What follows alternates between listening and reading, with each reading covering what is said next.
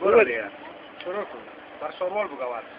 برادران و عزیزان، چون که ما هستیم یک برادرای مظلوم و غریب و نادار، ما برآمدیم کمر همت و غیرت را بسته کردیم به کار. می خواهیم که یک چیز در گوشه و شار بازار خود کنیم اوار، او را بفروشیم بالای یک برادر خریدار، که برای فامیل ما یک لقمه حلال توش تیار. وقتی که ما یک چیز در گوشه اشار میکنیم اوار، ما را که مشت و لغت میزنن که وردار. برادرها که شما ما را میگه وردار، ما هستیم یک غریب و نادار. در کدام فامریکا و در کدام مؤسسه کنیم کار؟ شما بترسی از پروردگار، غریبایتان نت آزار. اگر غریبا را منع میکنی از کار، شما کمر غیرت بسته کنید در کار. پروژه صنعتی تولیدی کارگری کنید تیار. کل ما را شامل کنید در کار، ماجبت دلار و کلدار.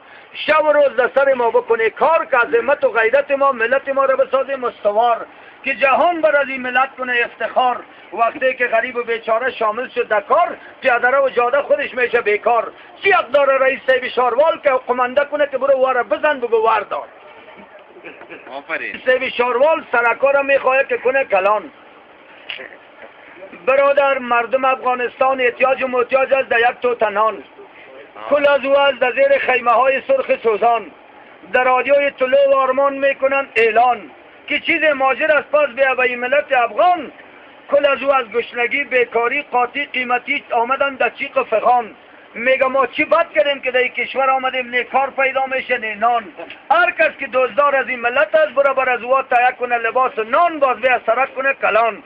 در صورت که مردم افغانستان از گشنگی بمره نبیا فنان، شما یک سوال کنه که سرک با کی میکنه کلان؟ ما از گشنگی میمریم نمیافیم نان. چی کنیم که باشه سرک کلان؟ برای ما تهیه کنه لباس و نان. دیگه چون ما را میزنن که از اینجا بخیز.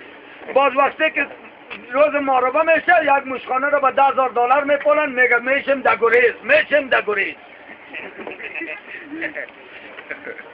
الله الله جان، یا الله یا الله. بودن کنه شده بودن قربان چم خودت خونه جاجی پیروز. کاکا جان چرا خدمتی سوز؟ قربان چم دلم از گشنگی آمده با سوز اگاجی سی قدر دلم که یک خوراکنان بود. دیگه نیا با. حال نان متعر میشه. تو اصلی بچه میکنه میخوام کارا رو پایال کنه پایال. سیوی تو سبا میری و لگر به امیده کارگرها رو بسون کار میده. دکشا دکشا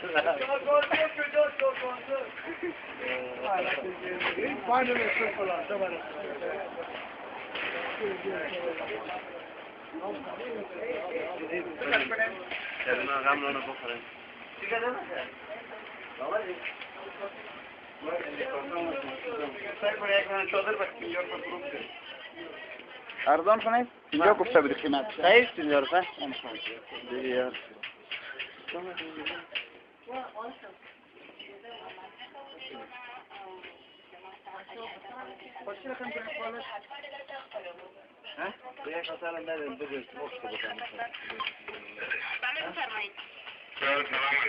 سلام علیکم، خوب هستین؟